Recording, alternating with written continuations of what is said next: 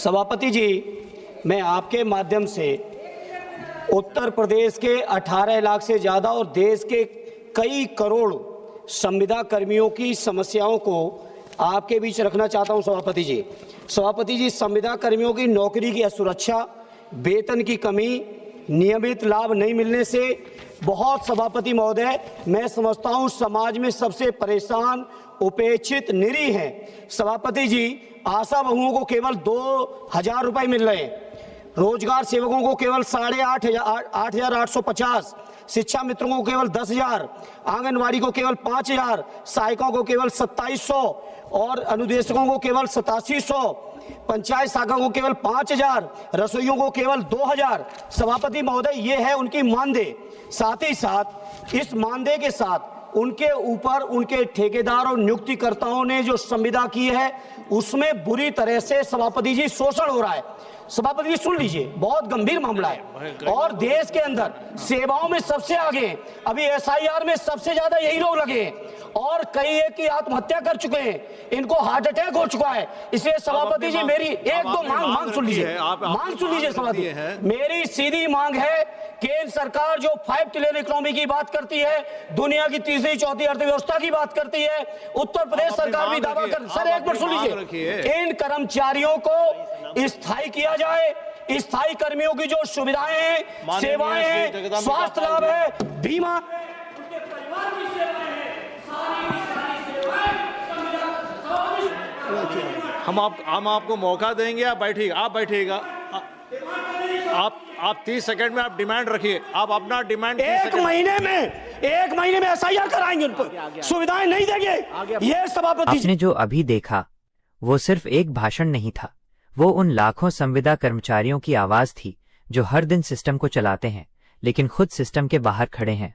आज विधानसभा के भीतर जो सवाल गूंजा है वो किसी एक पार्टी का नहीं, वो हर उस परिवार का सवाल है जिसका घर संविदा की सैलरी से चलता है। आज समाजवादी पार्टी के सांसद धर्मेंद्र यादव ने सदन में खड़े होकर जो कहा, उसने सरकार के सामने एक आईना रख दिया है।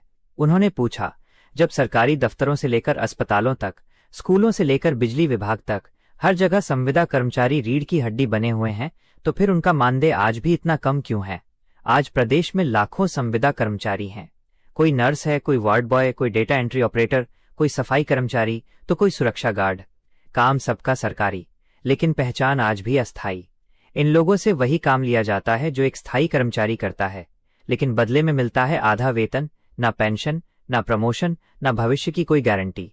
आप सोचिए, आज के समय में जब महंगाई हर महीने बढ़ रही है, बच्चों की फीस, दवाइयाँ, किराया, बिजली का बिल, सब कुछ आसमान छू रहा है, तो एक संविदा कर्मचारी कैसे गुजारा करे? आज जो आवाज विधानसभा से उठी है वो सालों की चुप्पी के बाद आई है, क्योंकि जब दर्द हद से गुजर जाता है तो आवाज बनकर बाहर निकलता है। धर्मेंद्र यादव ने यह भी कहा कि सरकार बार बार युवाओं को रोजगार देने की बात करती है, लेकिन जो पहले से काम कर रहे हैं उन्हें सम्मानजनक वेतन तक नहीं दिया जा रहा। ये मुद्दा सिर्फ पैसे का नहीं है, ये सम्मान का है, ये भरोसे का है, ये उस इंसान की पहचान का है जो हर सुबह सरकारी दफ्तर जाता है लेकिन शाम को खाली जेब लौटता है। आज हर संविदा कर्मचारी के मन में यही सवाल है, क्या हमारी मेहनत की कोई कीमत नहीं? क्या हमारी जिंदगी बस एक कॉन्ट्रैक्ट की फाइल बनकर रह गई है?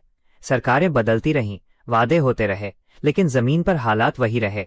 आज अगर इस मुद्दे पर सरकार ने गंभीरता नहीं दिखाई तो आने वाले दिनों में ये सिर्फ सदन तक सीमित नहीं रहेगा, ये सड़कों पर उतरेगा, ये आंदोलन बनेगा और फिर कोई ताकत इसे रोक नहीं पाएगी। आज जो भाषण आपने सुना वो एक संकेत है, संकेत कि अब संविदा कर्मचारी और चुप नहीं रहेंगे। अगर सरकार समय रहते मानदेय बढ़ाने का फैसला लेती है तो ये सिर्फ एक घोषणा नहीं होगी, ये लाखों परिवारों के लिए नई शुरुआत होगी। लेकिन अगर फिर वही अनदेखी हुई तो ये लड़ाई और तेज होगी। आप इस आवाज का हिस्सा बनिए, कमेंट करिए, शेयर करिए, क्योंकि आपकी आवाज ही उनकी ताकत है। हम इस मुद्दे पर नजर बनाए रखेंगे, हर अपडेट, हर सच्चाई आपके सामने लाते रहेंगे। आप देख रहे हैं VNTV न्यूज नेटवर्क, जहां आवाज दबती नहीं, उठती है।